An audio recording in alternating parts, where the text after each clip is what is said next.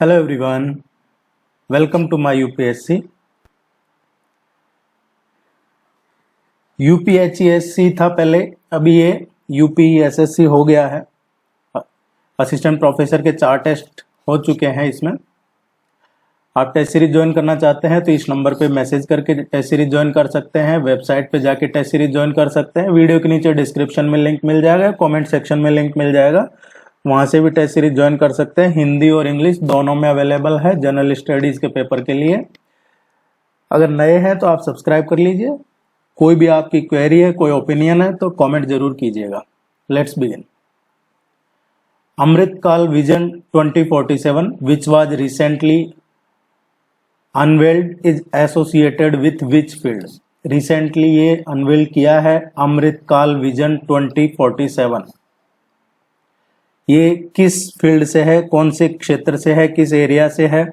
तो ये prime minister ने अभी रिसेंटली इसका इनॉग्रेशन किया है। Global maritime India summit, global maritime India summit ये 2023 ये हुआ था और इसी में ये अमृतकाल विजन 2047 का अनवेल किया है। ये किससे रिलेटेड है? देखिए, ये एक लॉन्ग टर्म प्लान है इंडिया का।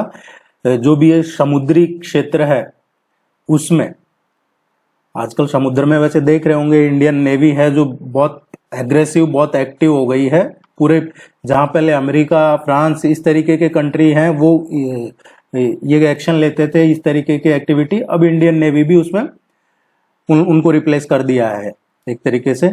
तो ये ब्लू इकोनॉमी के लिए ये एक लॉन्ग टर्म प्लान है जिसमें पोर्ट्स, इंफ्रास्ट्रक्चर या फिर सस्टेनेबिलिटी को एनकरेज किया जा रहा है, या फिर ग्लोबल कोऑपरेशन भी एक पोस्टिंग है इसमें। ये जो है ये रिलेटेड है, बी इसका करेक्ट आंसर आएगा। समुद्री क्षेत्र से मैरिटाइम इंडस्ट्री, इससे रिलेटेड है अमृतकाल विजन 2047।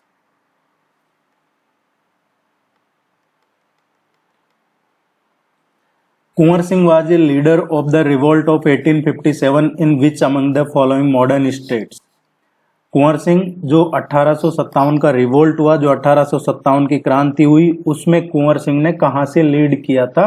1857 का जो क्रांति हुई थी उसमें देखिए ये थे बाबू वीर कुंवर सिंह। बाबू वीर कुंवर सिंह, ये जो क्रांति हुई 1857 की, उसमें ये एक रॉयल क्षत्रिय हाउस कहा जाए या रॉयल क्षत्रिय फैमिली जगदीशपुर उससे थे, जो अभी करंटली भोजपुर डिस्ट्रिक्ट बिहार है। उस टाइम पे जगदीशपुर हुआ करता था, क्षत्रिय हाउस जगदीशपुर, और अभी करंटली ये किसका हिस्सा है? भोजपुर जिला बिहार का। एक क्वेश्चन 1857 के रिवोल्ट से पूछा ही जाएगा। 1 terabyte of memory is equal to 1 terabyte. देखिए, हमें ये समझना है कि जो बेसिक यूनिट है कंप्यूटर में यूज ली जाती है, बेसिक यूनिट जो कंप्यूटर में डेटा स्टोरेज करते हैं, डेटा स्टोरेज के लिए जो एक बेसिक यूनिट यूज की जाती है कंप्यूटर में, उसको कहा जाता है बिट। वो होती है बिट, ठीक है, बिट होती है वो। अब बिट क्या होता है? बिट होती है जैसे बाइनरी नंबर है, 0 या 1, 0 या 1, ये होती है बिट। इसकी वैल्यू इधर 0 और 1। बिट के बाद में आता है बाइट। बाइट आता है, बाइट में होता है 8 बिट। एक बाइट मीन्स 8 बिट होते हैं एक बाइट में। और बाइट के बाद में आता है किलोबाइट। तो किलोबाइट में, 1 किलोबाइट में 1024 बाइट होते हैं। और कई बार आपको ये बाइट नहीं दिया जाता है, बिट पूछ लिया जाता है, 1 केबी में कितने बिट होते हैं, तो 8192 बिट्स। ये 1 केबी की बात हो रही है। हमसे पूछा है टीबी, टेराबाइट।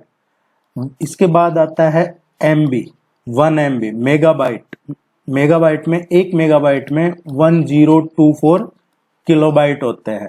मेगाबाइट के बाद में आता है 1 गीगाबाइट। गीगाबाइट में 1024 मेगाबाइट होता है। और गीगाबाइट के बाद में आता है टेराबाइट, 1 टीबी। 1 टीबी में 1024 गीगाबाइट होता है। गीगा टेराबाइट के बाद में आता है पेटाबाइट, 1 पीबी पेटाबाइट, इसमें 1024 टेराबाइट होते हैं। पेटाबाइट के बाद में आता है एक्साबाइट, 1 एक्साबाइट, एक्साबाइट इसमें 1024 पेटाबाइट होते हैं। और इसके बाद में होता है जेटाबाइट, 1 जेटाबाइट में 1024 एक्साबाइट। और इसके बाद में आता है 1 योटाबाइट, 1 योटाबाइट में 1024 जेटाबाइट। ये है कहानी पूरी, जो इसमें से कुछ भी पूछा जा सकता है आपसे। इनको आप बिल्कुल सब चीजों को याद कर लीजिए अच्छे से। अब हम बात करते हैं क्वेश्चन की। क्वेश्चन में पूछा गया है हमसे 1 टीबी का, और ऑप्शन में जो दे रखा है वो केबी में दे रखा है, तो सिंपल सा टीबी को केबी में कन्वर्ट करना है। तो देखिए इधर ले लेते हैं 1 टीबी, इट मीन्स 1024 गीगाबाइट। अब इसको थोड़ा और सिंप्लीफाई करें तो 1024 इंटू 1024 मेगाबाइट, या फिर 1024 इंटू 1024 इंटू 1024 किलोबाइट। सो सी इसका करेक्ट आंसर होगा।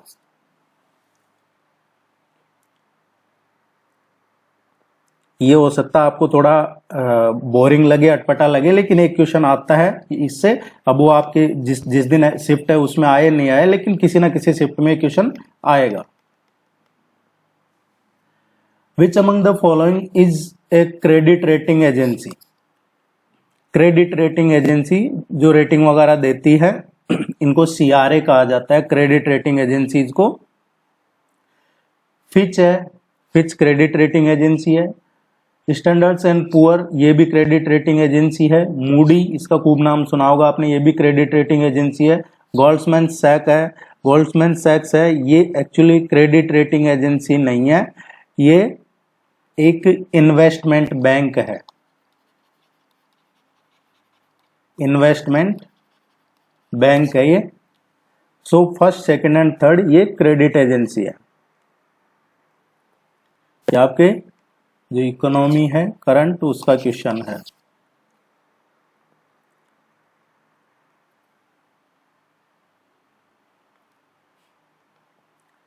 For which of the following purpose Rajamannar committee was constituted?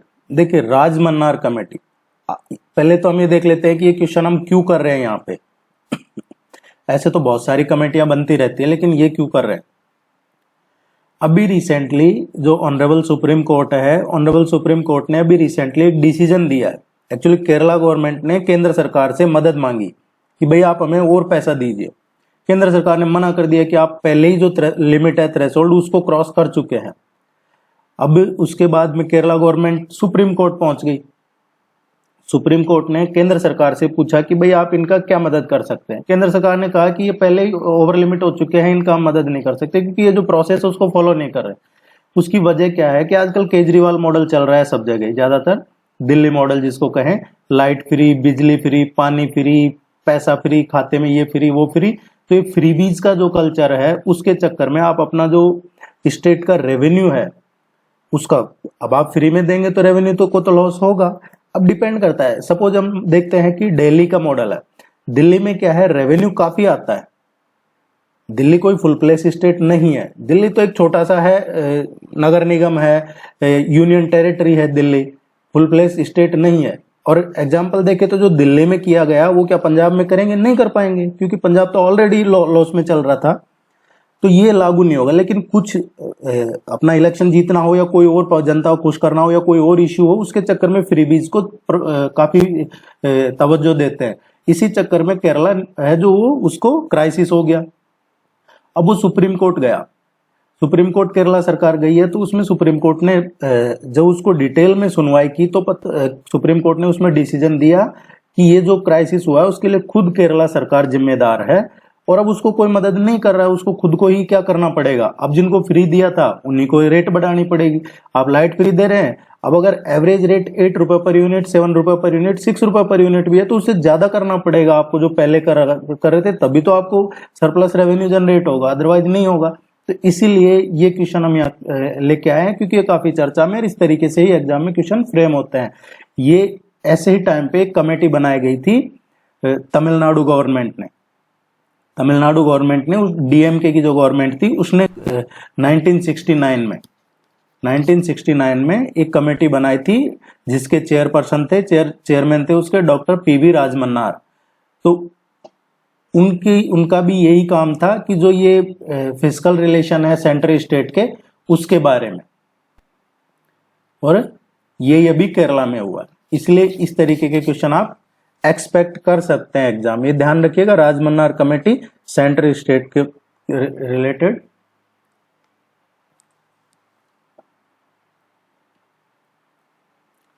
The research stream of immediate application is, जो research stream of immediate application is, it is action research.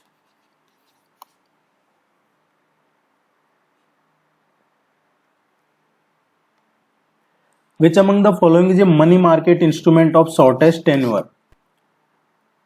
देखिए ये पूछा गया है shortest tenure के लिए मनी मार्केट इंस्ट्रूमेंट, सबसे कम time के लिए। अब सबसे कम टाइम का जो बोरो पैटर्न है या लेंडिंग पैटर्न है, ये होता है डिमांड फॉर ए डे, कि एक दिन के लिए आपने पैसा लिया और दूसरे दिन आप वो रिटर्न कर रहे हैं। इस तरीके का काफी चलता है आजकल। तो इसको कहा जाता है ओवरनाइट मनी मार्केट इंस्ट्रूमेंट, और ये होता है कॉल मनी। ये बहुत इंपॉर्टेंट क्वेश्चन है, ये जरूर ध्यान रखिएगा। इसके बारे में काफी चल रहा है कि इसको लेके, क्योंकि कई बार अगर जैसे किसी पर्सन ने, किसी एजेंसी ने या किसी कंपनी ने ओवरनाइट मनी इंस्ट्रूमेंट यूज किया, सिंगल डे के लिए डिमांड की और उसको मिल जाता है एक दिन के लिए, लेकिन अगर वो नेक्स्ट डे उसको कोई इश्यू होता है, नहीं रीपे कर पाता है, तो उसमें काफी हैवी इसमें चार्जेस लगते हैं, पेनल्टी लगती है। तो उसको लेके अभी चल रहा है कि क्या ये सही है या नहीं, लेकिन अभी ये चर्चा में है कॉल मनी। ज्यादातर लैंडिंग पार्टनर इसी को प्रमोट करते हैं, for a day, for a week, for a 15 day. Which of the following is not an web browser? इनमें से कौन सा वेब ब्राउजर नहीं है? ये आप जरूर याद कर लीजिएगा, जितने भी वेब ब्राउजर हैं। एक क्वेश्चन पूछा जाता है इस तरीके से भी आपके एग्जाम में। इंटरनेट एक्सप्लोरर है, मोजिला फायरफॉक्स है, गूगल क्रोम है, ये सभी आपके मोबाइल में मिल जाएंगे आपको, इन्हीं में हम सर्च करते हैं ज्यादातर।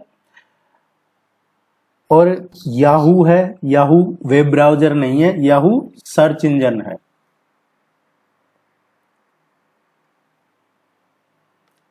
Consider the following.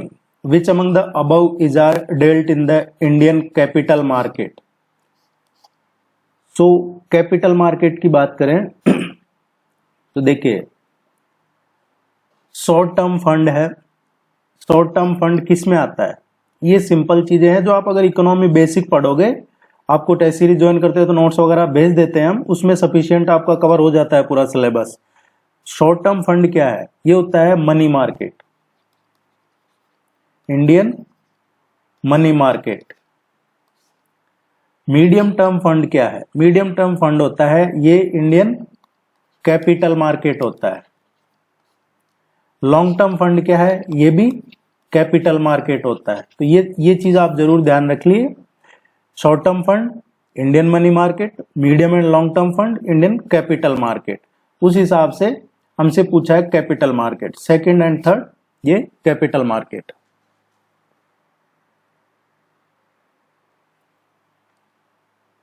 This one is correct answer.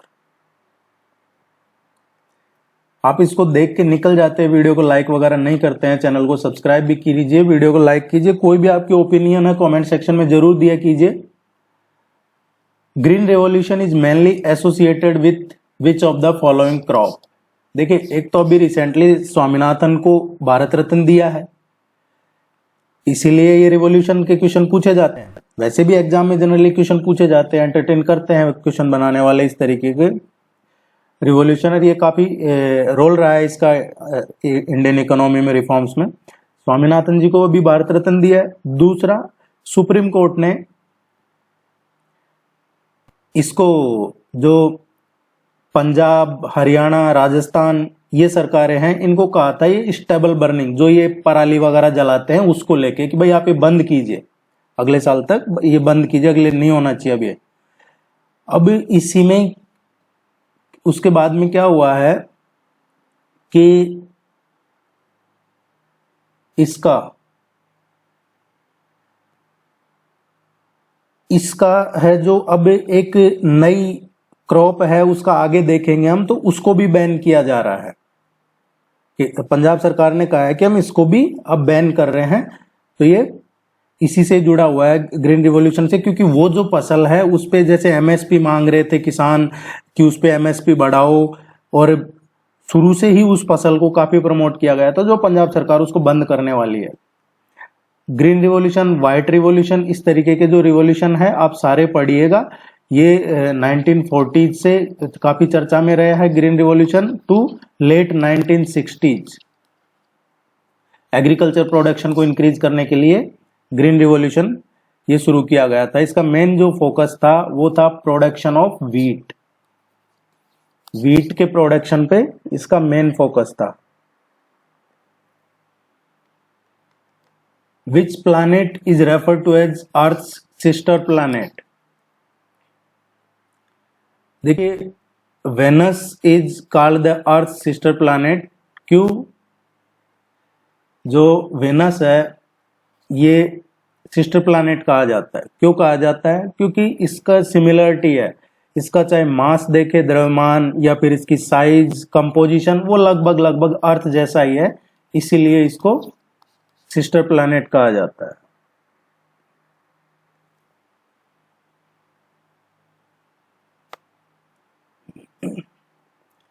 Which among the following is commonly found in Gulf of Kutch, Gulf of Mannar, Andaman and Nicobar island and Lakshadweep?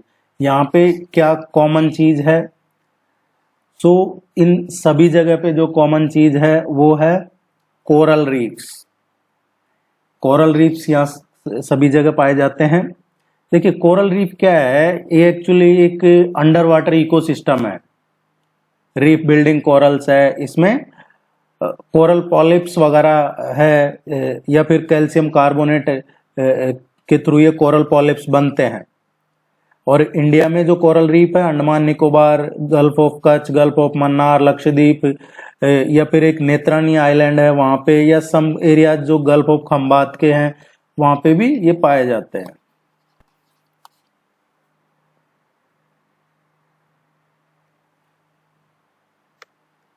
जिस क्रॉप की हम ये अभी बात कर रहे थे कि ये बैन किया जाएगा, जो कि सुप्रीम कोर्ट ने वो डिसीजन दिया था राजस्थान, उत्तर प्रदेश, हरियाणा, पंजाब सरकार को कि जो ये स्टबल बर्निंग कर रहे हैं आप इसको बैन कीजिए।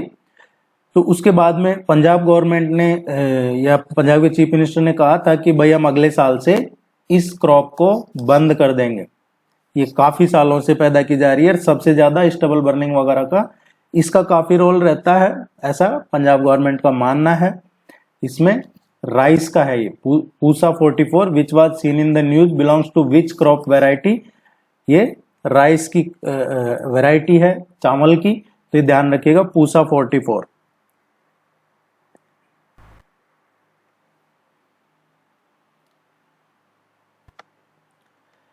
The Maasai is a primitive tribe mainly residing. देखिए, एक क्वेश्चन ट्राइब्स का पिछली बार भी आया था और इस बार भी पूछा जा सकता है। ट्राइब्स का मेनली जो क्वेश्चन आता है ये अफ्रीकन कॉन्टिनेंट से ही पूछे जाते हैं, क्योंकि ज्यादातर, या फिर अपने इंडिया का ट्राइब्स का पूछा जाएगा तो वो अंडमान निकोबार में जो है वहां का पूछा जाता है जनरली। ये जो ट्राइब है मासाई, ये केन्या और तंजानिया जो ये रहते हैं, जो अरिड रीजन है, सेमी अरिड लैंड है, उस बेल्ट में रहते हैं, तंजानिया और केन्या में। और स्पेशली जो ग्रेट रिफ्ट वैली है उस रीजन में, ये अरिड और सेमी अरिड रीजन है, इसमें रहते हैं। और मेनली जो इनका लाइव स्टॉक है, कैटल, गोट, सीप, भेड़, बकरी, इस तरीके का रहता है। ये काफी पुरानी ट्राइब है। The following years of national emergency has been proclaimed so far. देश में अब तक नेशनल इमरजेंसी कब कब लगाई गई है? देश में इमरजेंसी लगी है अब अभी तक 3 बार इमरजेंसी लगी है। नेशनल इमरजेंसी, राष्ट्रीय आपातकाल, ये 3 बार लगाया गया है। एक बार लगा था 1962 में जब इंडिया और चाइना के वॉर हो रहा था। दूसरा लगा 1971 में जब इंडिया और पाकिस्तान के वॉर हो रहा था। और तीसरी बार लगा 1975 में जब कहा गया इंटरनल डिस्टरबेंस है और इंदिरा गांधी की सरकार थी, उस टाइम पे लगा। तो ये 3 बार अभी तक इमरजेंसी लगा है। इनमें से कुछ कोई सा भी पूछा जा सकता है आपसे, आप जरूर ध्यान रखिएगा। डी इसका करेक्ट आंसर है। 62 में चाइना, 71 में पाकिस्तान और 75 में कि इंटरनल इश्यू है, वो डिटेल में पढ़ेंगे आप। वो काफी है, मशीनरी का यूज किया, उसके बाद वो इंदिरा जी का है जो वो रद्द कर दिया था, चुनाव नहीं लड़ सकते, इसके बाद इमरजेंसी लगा दी थी इन्होंने देश में। Consider the following pairs constitutional, ये सब्जेक्ट अमेंडेड, जो कॉन्स्टिट्यूशन अमेंडमेंट किए हैं और उनसे रिलेटेड सब्जेक्ट। जैसे 52nd कॉन्स्टिट्यूशन अमेंडमेंट किया तो किससे रिलेटेड था? ये बात सही है, जब 52वां संविधान संशोधन किया था 52nd कॉन्स्टिट्यूशनल अमेंडमेंट, तो वो एंटी डिफेक्शन लॉ इसी से ही है, 52nd constitutional amendment act. 56th constitutional amendment act किया गया था स्टेटहुड फॉर गोवा को राज्य का दर्जा देने के लिए। 59th जो कॉन्स्टिट्यूशनल अमेंडमेंट किया था ये पंजाब में इमरजेंसी से रिलेटेड है। और 62nd जो अमेंडमेंट किया गया था reservation for scheduled caste and tribe in services, ये सही नहीं है, क्योंकि जो शेड्यूल कास्ट या ट्राइब्स का रिजर्वेशन था ये 95th में इसको एक्सटेंड किया है, और ये था सर्विसेज की बात हो रही है, तो ये 62nd नहीं है, ये 95th है। पहला, दूसरा और तीसरा, और इसी में 95th में एंग्लो इंडियन का लोकसभा में जो है वो इसी में ही है। इसमें फर्स्ट, सेकंड एंड थर्ड ये सही है, चौथा सही नहीं है। Which of the following bodies issues white color and blue color forms to investor?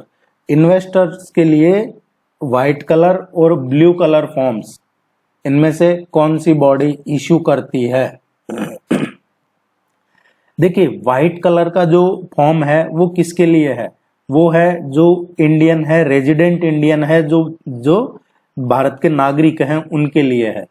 Blue colour का जो फॉर्म है, ब्लू कलर का, ये एनआरआईज के लिए है।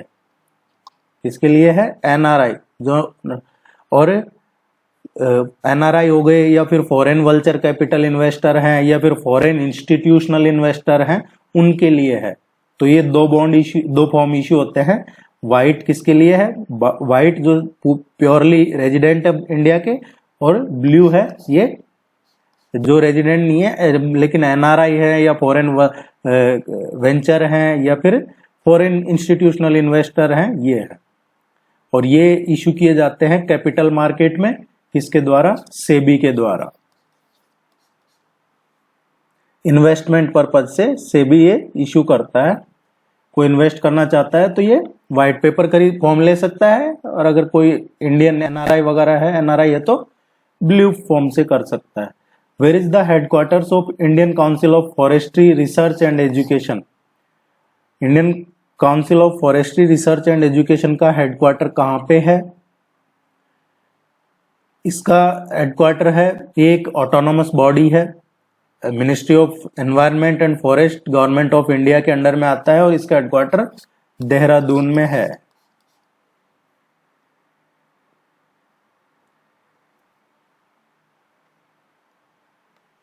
ISRO has agreed to undertake a joint mission to the International Space Station in 2024 along with which country? ISRO अभी agree हो गया है किसके लिए? एक जॉइंट मिशन के लिए। कौन सा मिशन है? इंटरनेशनल स्पेस स्टेशन 2024 में। ये कौन से देश के साथ मिलके ये जॉइंट ऑपरेशन, जॉइंट मिशन के लिए ISRO एग्री हुआ है? ये इजराइल के साथ। इजराइल के साथ तैयार हो गया है।